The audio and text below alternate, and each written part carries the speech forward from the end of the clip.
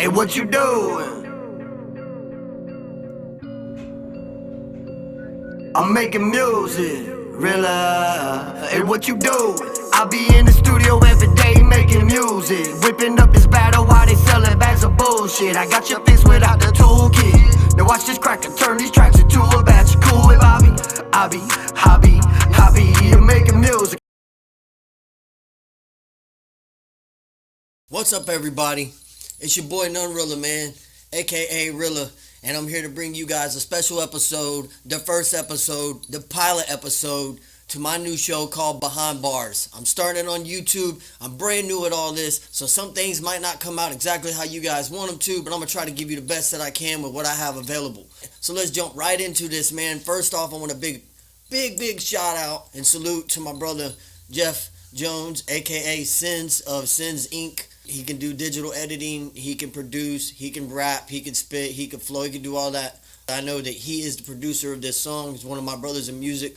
Quick story behind Sins, just so you know. This is what I love about BehindBarz. We're already getting right into it. Sins is the first person to ever believe in me as an artist. You know, like, he really took me as an MC.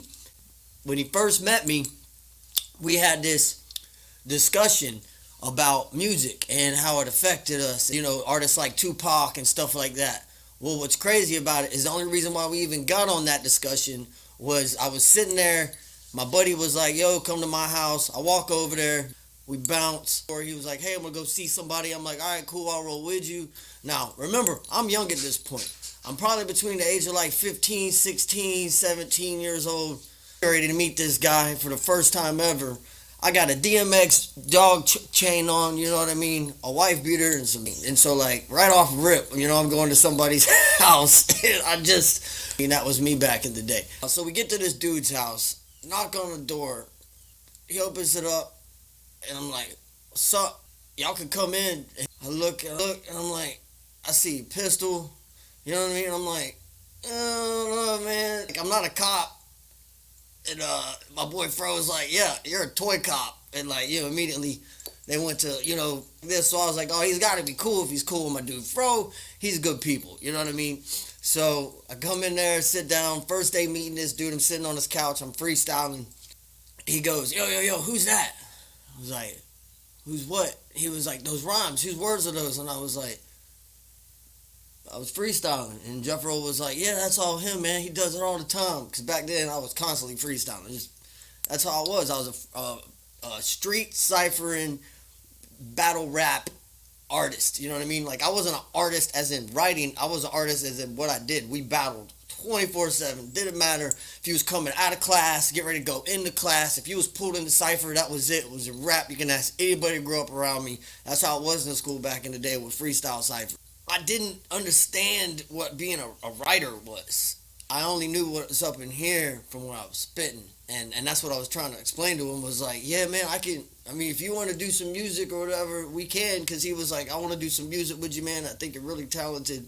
And I see something. There's something in you.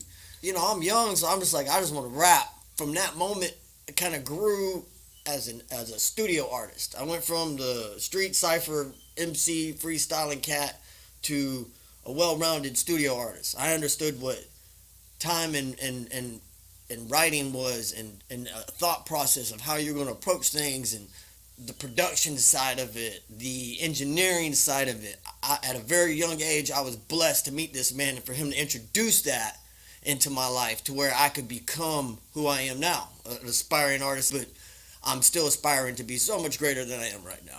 So that's kind of the story behind Sins, and the beat. That's what BehindBarz is about. It's about finding out the true, real facts behind it all. And why not?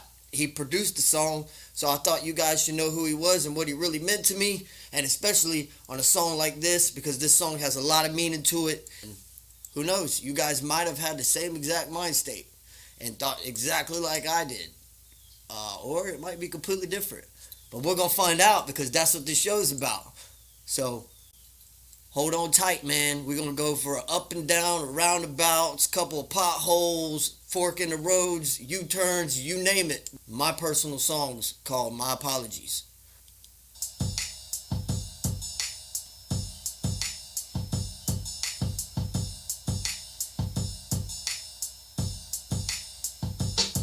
What would you do if you were in my shoes and sick of your marriage? She's embarrassed by your appearance and the clothes that you're wearing. It's like fighting with the parents. That conversation about religion.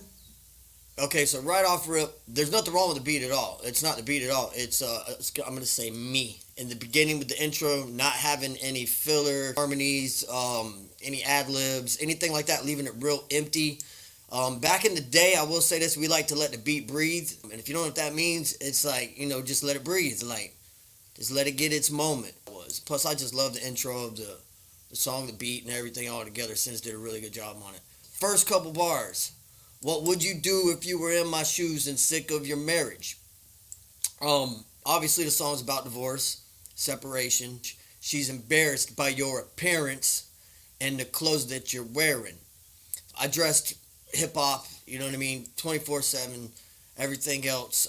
Kind of changed my whole lifestyle, the way I dressed and presented myself and everything for my marriage, and it just kind of brought a lot of pressure, but I was willing to do it and go through it for the marriage. All right, so let's get through that.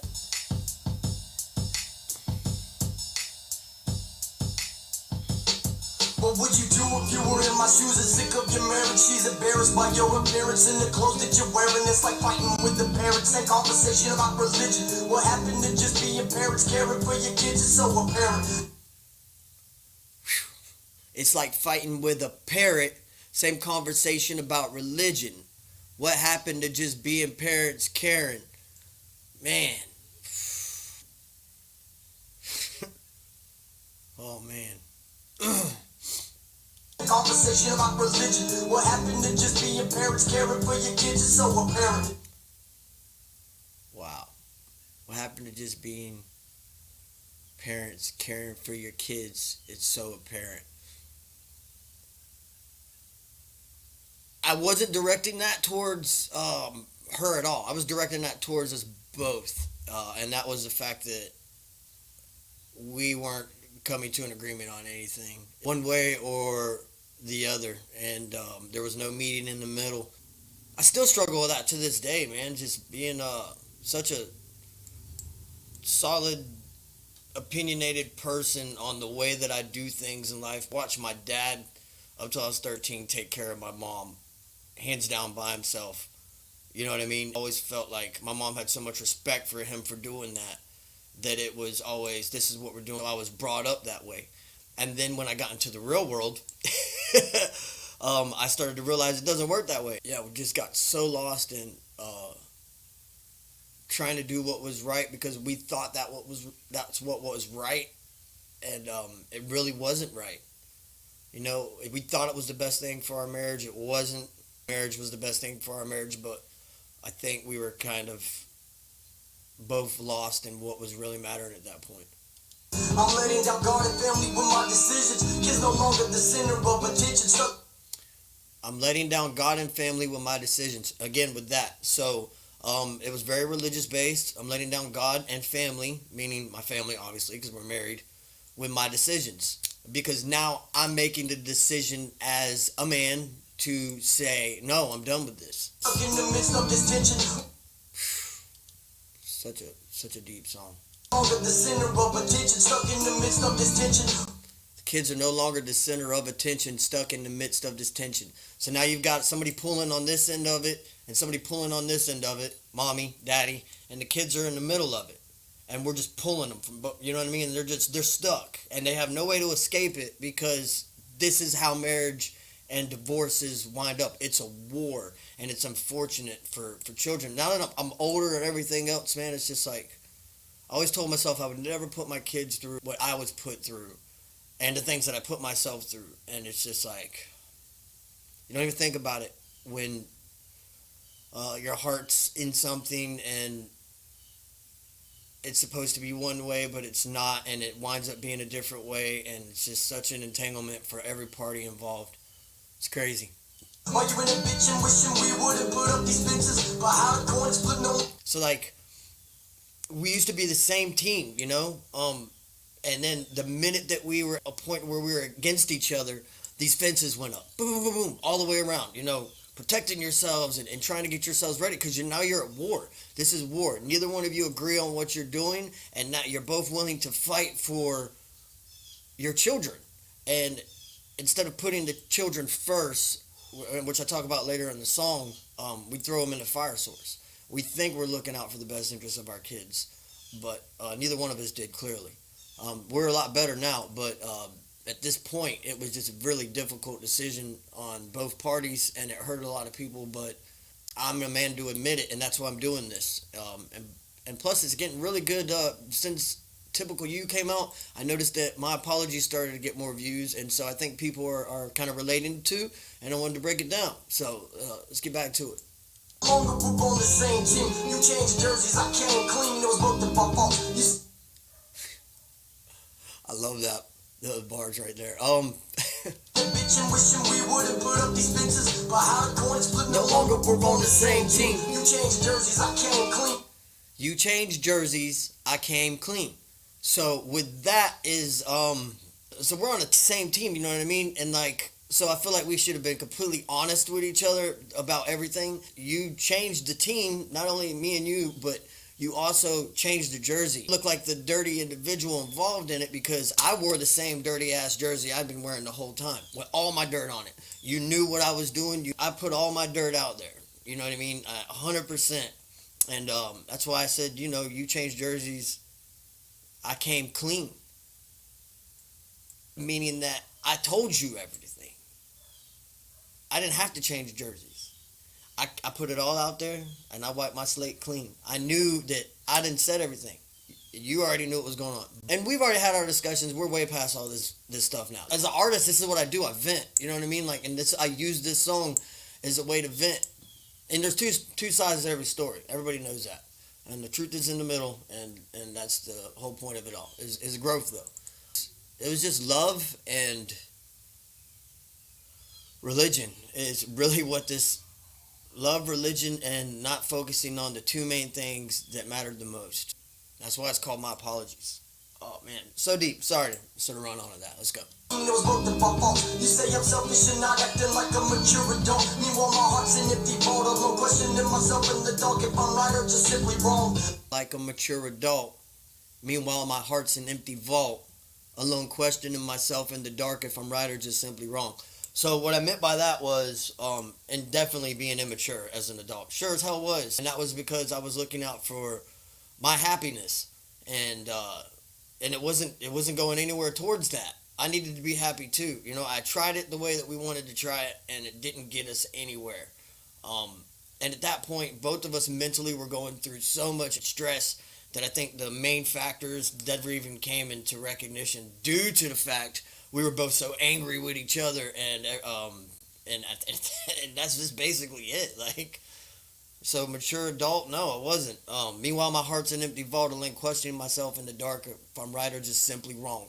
Well, what I meant from that was when we went through our split up to lead to the divorce, I actually had gotten rid of my place where we were living as a family, and she had relocated to Florida, and I was by myself getting ready to go into reclassification training for the United States Army at sergeant level. I was in my car, and I was living in the barracks amongst soldiers, you know, so questioning myself always in the dark because I was sitting in my car. My car is my think tank. I've been calling it a think tank forever. It's where I've wrote a lot of songs, including this one and stuff like that. And I got think tank, a little bit of FYI for you. Think tank was what we called in-school suspension when we were in like freaking mid-grade, like intermediate, middle school level students, you know what I mean, in Jacksonville, Florida. Shout out to Duval. And there was many nights when I'm looking at papers and stuff that has to do with the divorce and everything else. I'm sitting in there with just a dome light on, and I'm just like, oh my gosh, what am I getting myself into? And you know, lucky for me, I did have a JAG representative, you know, to go over the paperwork with me, which was a free lawyer. Every night I'd sit in there, and I would just be like, oh, I gotta get this done, because being in the barracks, it's not quiet. You're in there with a bunch of soldiers. If they're not with and most of them ain't got their families, so they're all chilling, hanging out, you know what I mean? It's kind of like college dorms. A little bit more professional, obviously, because you're in a military installation, but still, it's like college dorms. That's what I meant by that, was like, you're going to hear it. I didn't have a place to go. I was in the dark majority of the time, trying to get things, have a clear head on everything else. but my kids weren't with me. You know who they were with? Oh, how I long for the feeling to know when my kids are beside me. Happy at home with or without me, as long as they're smiling down. Happy at home with or without me, as long as they're smiling. And that was like respect to her. You think about it, because I said happy at home, meaning that even though they're not with me, they're with their mother, so I know they're still at home. With or without me, as long as they're smiling. So obviously I was basing that off of, as long as my kids are happy, I'm good, and I know they are. They're not being treated bad. They're not being hurt because they're with their mother. As long as they're smiling, dialing the phone just to hear their voices. Everybody knows how you're going through separation, divorce, or anything, even an argument or a bicker. You know what I mean? People don't answer the phones, and y'all don't talk to each other. You know what I mean? Like, let people get clear-headed. There was none of that in this. It was straight up ignore because we were at war. So sad. But that's what I meant by that. Happy at home with or without me, as long as the kids are smiling. Dialing the phone just to hear the voices, but you won't pick up. I'm so sick of having no opinions or choices. And it's exactly what I was just saying. You know, we're at war, and you're a grown-ass woman. I'm a grown-ass man. You have your opinions and choices and things that you're going to do and things that I'm going to have to either recover from you doing or react to and make my own decisions based on that. And so it's just like, man, it was war. Divorce is war. I don't care what anybody says. Unless you got a lot of money and somebody's handling it, then I guess it's not a war to you. But On the phone, just to hear the voices, but you won't pick up. I'm so sick of having no opinion. The choices, so you hate me now, give me love. And this hook comes in. This hook is so beautiful. And I'm not saying my voice is beautiful. These keys and chords, and that's what directed this type of hook. It was where I could have empathy and sympathy, but at the same time show my sarcasm towards the situation. So you can hate me now or give me love, because you have the kids. No matter what, you're winning. Like, I don't know if you see that, but you're winning. You have the kids. So it was like I was trying to be a peaceful, calm person and be kosher and, you know, stay stoic about it. But at the same time, I was like, man, you know what I'm saying? Like, ugh. But I love the hook. It comes in. The lyrics are so deep, too. You can hate me now or give me love. I could give up which one of them I'll be giving up, as long as the kids are happy and smiling. That's all that matters to me. Please forgive me my apologies. Yeah. Comes together so good, and Sins did such a great job on the production. I'm so sick of having no opinion. The choices, so you hate me now, give me love. I could give a fuck which one of them I'll be giving up. As long as the kids are happy and smiling, that's all that matters to me. Please forgive me my apologies. Yeah. Either hate me now, give me love. I could give a fuck which one of them I'll be giving up. As long as the kids are happy and smiling, that's all that matters to me. Please forgive me my apologies. And if you don't know, I'm a huge fan of bridges. I love bridges, and that's why I threw this bridge in there. But this bridge was kind of like an enlightenment. It was a highlight of the moment of like, it's going to be okay. There's a brighter day. You're already reading into it the right way. You're already leading the life of the light, which, you know, the religion side of it, which means that you're not going to be getting the kids involved in negative stuff. I am a person of the darkness, like from under the cracks in the ground, the dirt, the grime, and I don't even know how we wound up in the situation we did, but you're going to do fine for yourself. Me, I'm not so sure about. I'm going to give it my all, but you're going to do fine, and the kids are going to be fine, and that was the whole part of this bridge, was kind of just like, there's going to be a brighter day, you know what I mean? One day you'll see that it's better this way, 'cause I know high hopes the heat of the sun's rays will soon fall down all over your face. Maybe you'll forgive me, maybe you won't. My apology. One day you'll see that it's better this way, 'cause I know high hopes the heat of the sun's rays will soon fall down all over your face. Maybe you'll forgive me, maybe you won't. My apologies. And this second verse, the way I came in, man, I thought it was perfect with the delivery on it. You know, took some time. When you hear those words, all you think about is there was a lot of work put into it. There was a lot of work put in the thought process to get to where we are now, 100%. Man, it's so crazy. Gosh. One day you'll see that it's better this way, 'cause I know high hopes the heat of the sun's rays will soon fall down all over your face. Maybe you'll forgive me, maybe you won't. My apologies. Took some time, we will let this divorce divorce take its course. Now I feel that we're no longer friends, just enemies at war. Oh man, it just gets deeper from here at this point. It took some time, but we let divorce take its course. Now I feel that we're no longer friends, just enemies at war. Instead of putting the kids first, we throw them in the fire source. It's all about time reports, lies, child support. Oh my gosh. And I realized that that's what this was. All this divorce and everything was about was the wrong things. It really was. Stuff that we didn't even want to happen. You know, like, it's like they made the decision for us on some parts. Now is back then it wasn't like that, but now it is. It's all about the kids. Instead of putting the kids first, we throw them in the fire source. It's all about time reports, lies, child support, aggravation, assassinating each other with what's filed in court. Aggravation, assassinating each other with what's filed in court. That's what I'm saying. We were so at each other's throats that anything that was said wasn't even said by us. It was said by the people that represented us. Didn't even want to have mediations or anything. Just, I would have done these things, but me being active duty, I just couldn't give up on my training. You know, like, I was like, no, I'm not going to court and taking time away from this when I've got to get this done. If I don't get this done, I'm putting myself 44 weeks in a hole, basically. You know what I mean? Like, I can't afford to miss those types of hours from my classes that I need for my career, because I was active duty sergeant United States Army at this time. You know what I mean? So it's like, I just immaturely, I guess you could say that, if you want to say that the decisions were immature on that part of not going and fighting in court and everything else. But if you think about the position that I was in and the decision that I had to make as far as the lifestyle that I was leading, which, I mean, think about it. At this point, I'm what? Living in the barracks. I got a car. All my stuff's in a storage unit. And I'm in school for 22 weeks. Guaranteed in Georgia. Like, I can't go anywhere. What kind of decision am I going to make? You know, not that decision to just give up on the class, and it just wouldn't. There would have been no way for me to recover from that at all.